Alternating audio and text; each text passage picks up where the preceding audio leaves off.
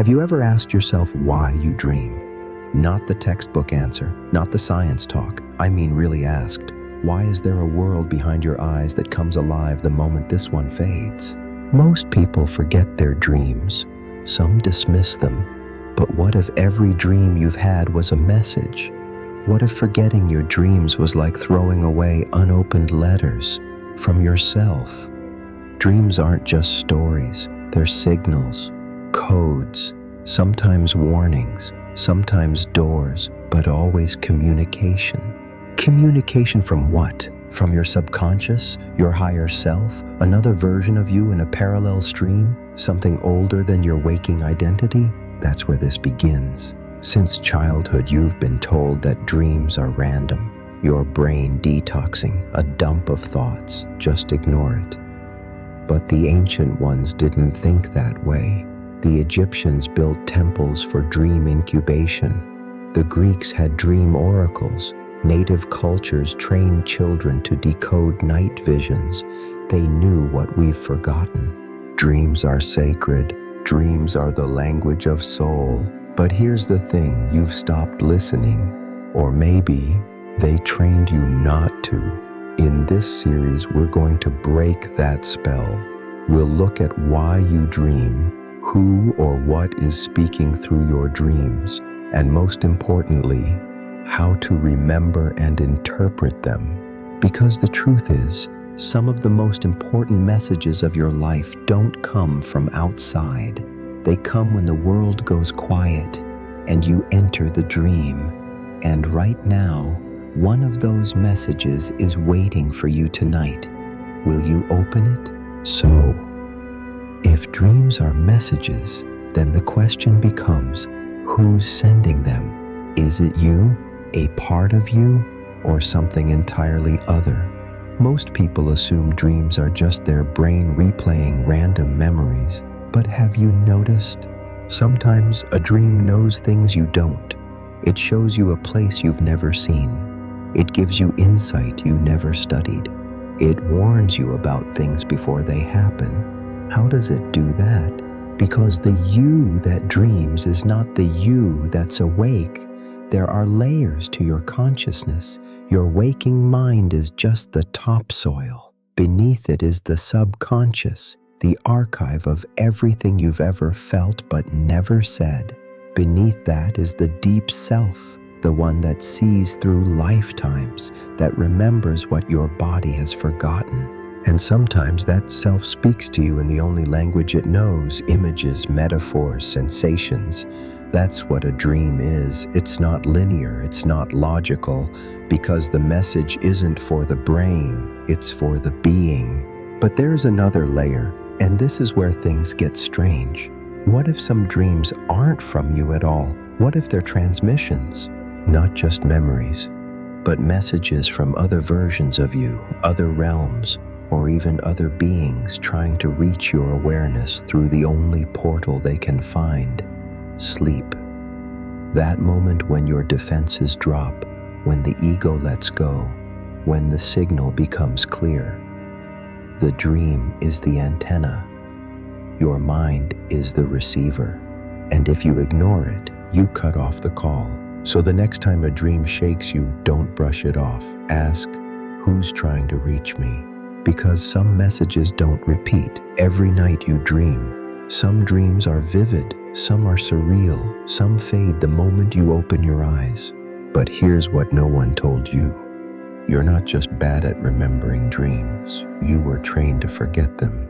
As a child, you probably had powerful dreams. Monsters, flying, falling, sometimes magical, sometimes terrifying. But how did the adults respond? It was just a dream. Go back to sleep. Stop thinking so much. Over time, those messages sink in. You stop sharing, you stop remembering, and then eventually you stop caring. But what if that forgetting wasn't accidental? Think about it. A society disconnected from its dreams is a society disconnected from its intuition, from its inner truth, from its warnings, from its hidden powers. The more we ignore our dreams, the more we rely on external authority to guide us. We stop listening to ourselves and start obeying the noise. That benefits systems, not souls. The school system doesn't ask you about your dreams. It teaches you to memorize, not to reflect. Religions rarely encourage dream interpretation anymore, even though nearly every holy text begins with someone receiving a dream. Governments don't want populations acting on inner visions. They want order, not awakening, because people who decode their dreams start asking dangerous questions. They begin remembering who they were before the programming. And when you remember that, you become harder to control. So here's the truth. Your dreams are dangerous to systems, to lies, to illusions, because they can reconnect you to something no one can own, your own soul. And that's exactly why you were taught to forget. Have you ever woken up from a dream and tried to explain it, only to realize that words make it sound dumb? You say things like, "There was this hallway, and my grandfather turned into a bird, and then I was underwater but breathing." And as you say it out loud, it falls apart. It sounds ridiculous. But in the dream, it meant something. It felt real, powerful, heavy. So why can't you explain it? Because dreams don't speak English, or Farsi, or any language built on grammar and logic. Dreams speak in symbols. They use emotion, color, movement, repetition, metaphor. Because they're not trying to inform you, they're trying to transform you. That's the difference. Your waking mind wants information. Your soul wants initiation, and dreams are initiations, rituals of remembering, shadow work in motion. They don't say you're afraid of losing control. Instead, they show you falling endlessly from the sky while everyone watches and does nothing. The meaning is not on the surface, it's in the feeling, the moment, the context, the inner shift. So if you want to understand your dreams, stop asking, "What does this symbol mean?" and start asking, "How did I feel in that moment?" Because emotion is the core of the message. You won't find your dream meaning in a Google search. You'll find it in your gut, in your memory, in what was happening in your life that you refused to face.